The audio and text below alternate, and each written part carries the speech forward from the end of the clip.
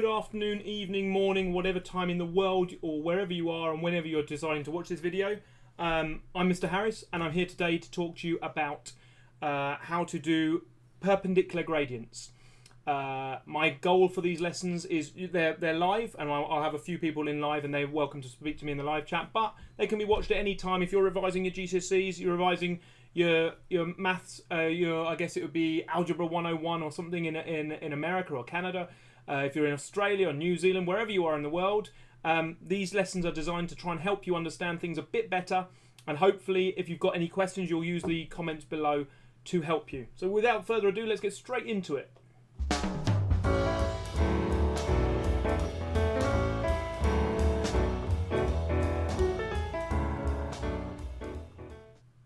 Okay, in order to fully understand what we're doing, I'm going to go straight into the studio mode, or my whiteboard mode, and hopefully you'll be able to see what I'm going to talk to you about. So we're looking today on occasions where you've got two lines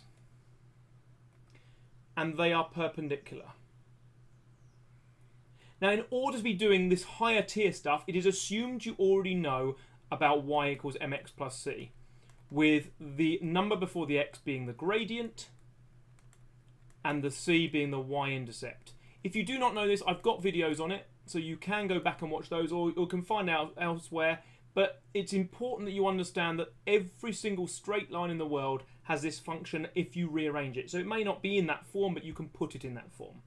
And what we're interested in is how this equation, so this would be c, and this would be a different letter, I'm going to call it D, it doesn't matter, how these two equations are related to each other, because this is going to be y equals mx plus c, but we know this one here is going to be y equals minus m2, so we're going to call this m1, and this is notation that's often used when you've got two different equations, m1 and m2, meaning this is not, the numbers here are not part of the any mathematics. They are just labels, in the same way I might be a Mr. Harris 1 and there might be a Mr. Harris 2 out there.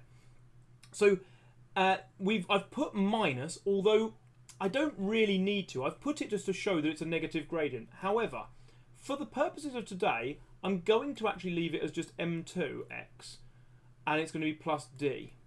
Because we know that m2 will be a negative number, but we're interested in how they're related to each other. Now, in order to find this out, it's useful to maybe do an example.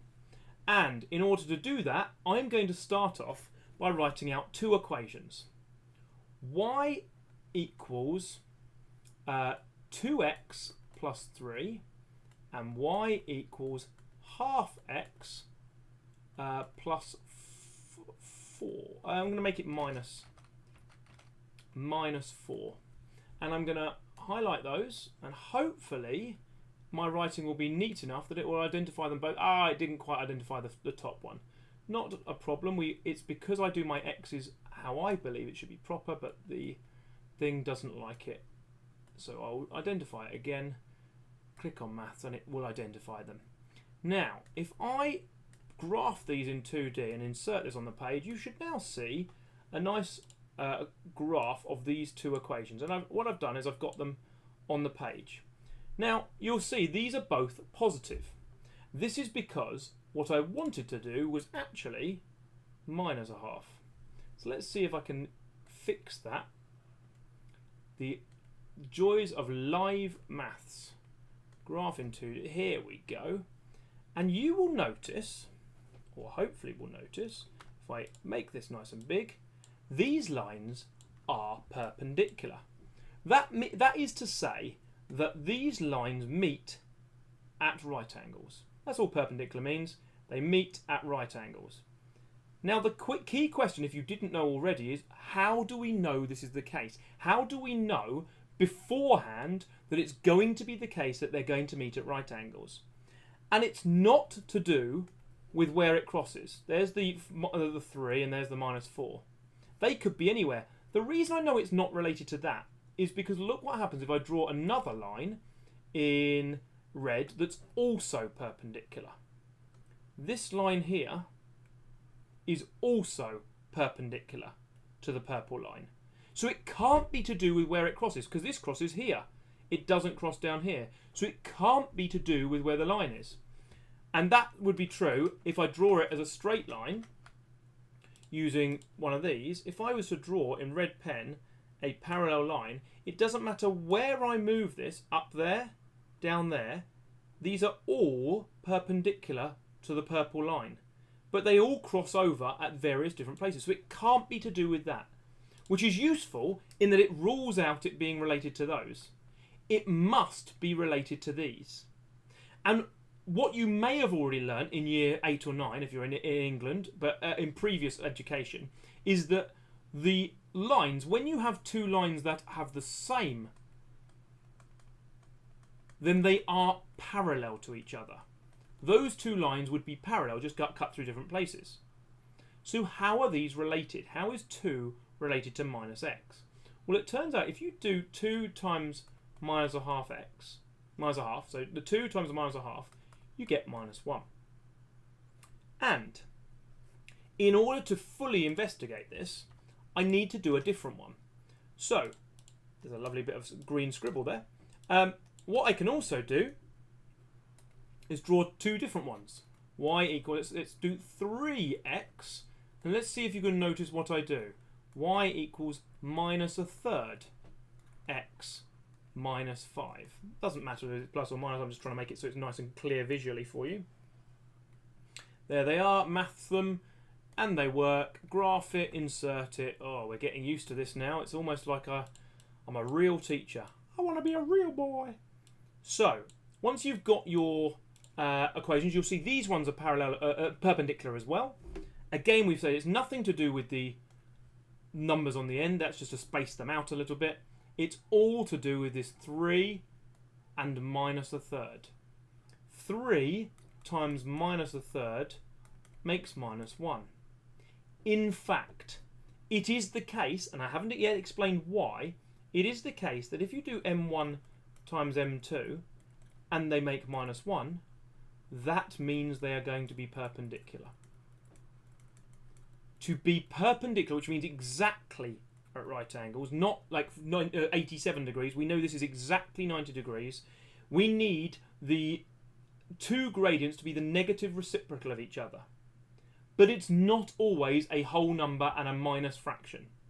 I need to show you one that works, that is not in that form, so that you'll believe me. Otherwise, you'll just go, no, he's talking rubbish. He's just making this up. So let's do this one. Y equals minus 4/3 x plus 2, and y equals 3/4 x minus 1. I will highlight them both. Hopefully, when we maths them, it will see them. It does. I'm getting used to it. I'm doing it, Mum. I'm doing it. Here is another 2 equations that are perpendicular to each other. You can see they're at right angles. You might have to tilt your head to see the right angle, but they are right angles there. I need a pen to actually be able to do that. So there's the right angle. How did I know? Well, what I realised is that minus 4/3 multiplied by 3/4. If you've got a fraction, you flip the fraction upside down. It's called the reciprocal, but we're using the negative reciprocal. One needs to be negative, one needs to be positive. The only way you can have 2 lines that can cross at right angles, if you're looking in the picture in the corner, I might actually make it bigger. You need to have a negative one with a positive one. You can't have for them to be crossing over. You can't have 2 negatives or 2 positives. It just won't work. Now, I did promise I would at some point explain why this is the case. Now, I want you to think about what's going on. So, in order to do that, let's take us back a little bit, and I'm going to leave that bit on there, but I'm just going to talk to us about what a line is. Well, the gradient of a line is the rise over run, and I've done videos on the gradient. The gradient of a line is the rise over the run. Here is the rise, and it is the change in y. Here is the run, and it is the change in x. Let's imagine that is A and that is B. Now, if we want to have a line that is at right angles to this, we are going to need to rotate 90 degrees clockwise. Fortunately for us, we have a right-angled triangle here. And when you rotate a right-angled triangle, you will be able to draw the exact triangle again. Here is the exact triangle rotated 90 degrees clockwise. Again, I could have done anti-clockwise, it would still work. But I'm doing this 90 degrees clockwise. This A has moved onto this side. Not the neatest, but you can see this A is now there. This B is here. But this is now minus A, because whereas A was going to the right and B was going up, now A is coming down and B is going to the right. Now I know some people will say to me, well, what do you mean it's coming down? Well, it's easier if I move where I put the A. What about if I go along and down from the top corner of this, from the leftmost point, I'm now going to go along and down. This is the same triangle, so we've gone along B now, because the B's been rotated, and we're coming down A, hence minus A. So the gradient of this line, let's go back to black so that we can see the gradient of this line was rise over run, which was B over A. So the gradient of the perpendicular line must be minus A over B. Let's then work, we've used letters now, we've used letters to make the gradients. M1 is B over A, and M2 is minus A over B. Let's times them together. And it doesn't matter that they're not numbers anymore. This should show anyone who's truly paying attention to their higher tier and wants to get these 8s and 9s, that when you do this, the B's cancel out, the A's cancel out, and all I'm left with is minus 1. So this is not something that's been made up by mathematicians. They haven't gone, oh, we need a rule that would be nice for them to study to get a higher tier GCSE. Well, what could we do? What they've done actually is gone, well, what happens when you've got two lines at 90 degrees? What can we observe? And hopefully you can see that by rotating the gradient, it will always be the case that these lines are right angles. Now, the questions in GCSE aren't necessarily always going to be, and obviously anyone else around the world who's watching this, for their tier, they won't be necessarily straightforward saying what's the gradient going to be. It might be a case of show that this equation is parallel to this one. Good morning, little Tilly Mint. I was going to ask what age group you are. This is all targeted towards higher tier GCSE. You would be expected to be year 10 top set, or maybe year 9 top set, or hoping to do like level 8 and 9 GCSE. So I do apologise if it is tough. If you've got any specific questions about what I'm explaining, do please feel free to say in the chat what your question is, and I'm happy to go through that again. I'm always happy to go through anything a second time if anyone's got any actual specific questions about what I'm showing. So what I was going to do next is talk you through a couple of GCSE type questions. So in order to do that, we need to find, here we go. This is what I'm looking for. I'm going to project these onto my screen, so I'm going to bring them in front here and make them a bit bigger and get down to the bit on perpendicular lines. So this is the very first type of question that might be write down the equation of a line perpendicular to 2x, an equation of the line that passes through. So what I'm going to do is I'm going to take these two questions. These are stolen from Corbett Maths. I'm not trying to steal anything. I'm just trying to share some math stuff. I will always endorse the people who do it. And Corbett Maths is a fantastic website, free for lots of things for people. Please do consider using their stuff.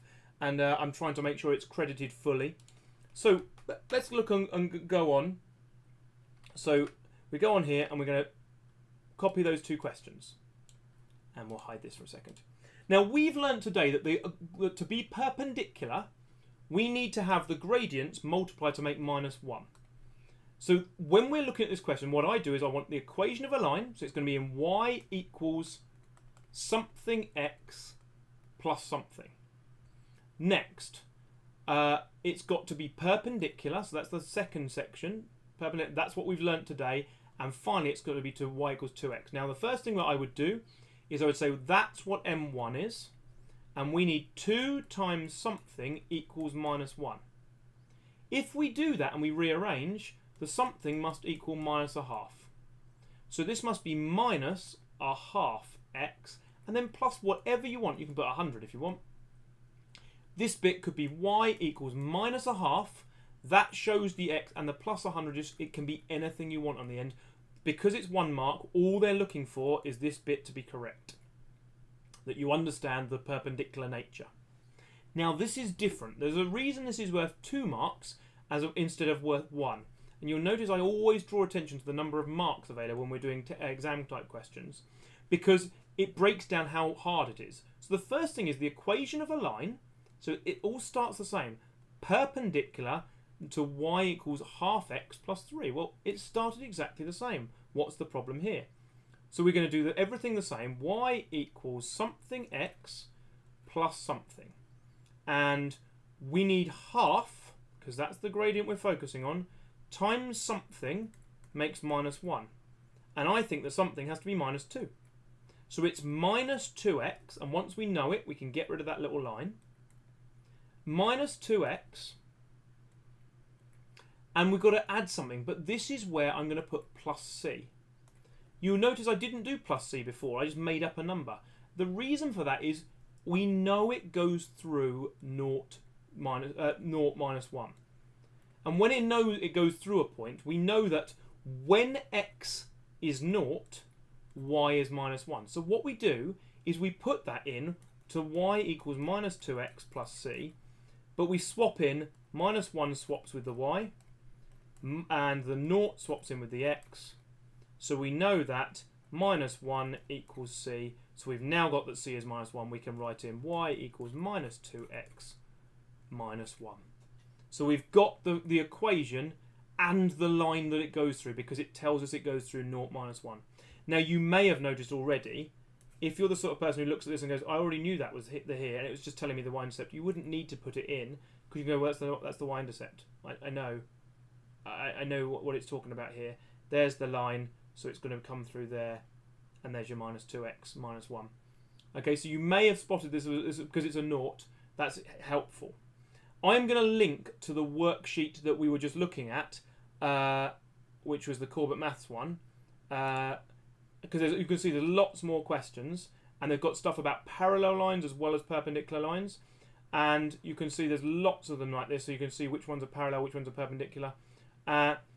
And so parallel means they've got the same, perpendicular means they aren't. And it says, are they perpendicular in this question? You can't just say yes because they look like it. What you have to do here, my head may well be in the way here, you have to say your proof that they're perpendicular. So when I'm doing a question like this, what I would do is first make it slightly smaller, then I would copy it across, do-dooby-dooby-doo, and then I would go like this and like this. And when I'm doing a question like this, what I would do is I would put that like that, and we're trying to check that, so I now need to know what the equations of line A and line B are. In order to do that, I need to work out this goes through 4, and every 1 it goes along, every 3 it goes along, it goes up 1. So the gradient here is 1 over 3. This one, every 1 it goes along, every 2 it goes along, it goes 5 down. So the gradient of line B is and that's minus because it's going down, minus 5 over 2. Let's times them together. 1/3 times minus 5 over 2 makes minus 5 over 6, which is not minus 1. So, explain your answer. They are not perpendicular. Because what this is trying to do is it's getting you to reason whether they're perpendicular. And that means I'm going to need to rub this off because it's not true. They aren't perpendicular because although they look it with the eye, the graphics, once you chose some points, and remember you can always find the gradient by making a triangle from points that they go through, this told me it was not, because I got the gradient of 1/3, the gradient minus 502, when I times them it didn't make -1. And that's how you would go about a question like that. So I will link to this, at the end of the video I will link to this. Thank you so much for anyone who has either joined this live or watches this afterwards. They're trying to do some homework maybe, or maybe you're trying to revise equations of perpendicular lines. Hope this has been helpful. If you're doing this, even in a year's time, 6 months' time, 4 months' time, you're doing your homework and you're like, I'm not sure on something he said here, or I've got a specific question in my homework I can't do, please just put it in the comments below. I get an email every time anyone comments on any of my videos. I get an email, and it means I can answer comments, I can help you out, just like your teacher would at school. If you're not at the school I work at, I'm always more than happy to help out if I can in any way. So thank you very much for listening. I've been Mr. Harris. You haven't. Look after yourselves and enjoy the changeable weather we've got outside. Goodbye.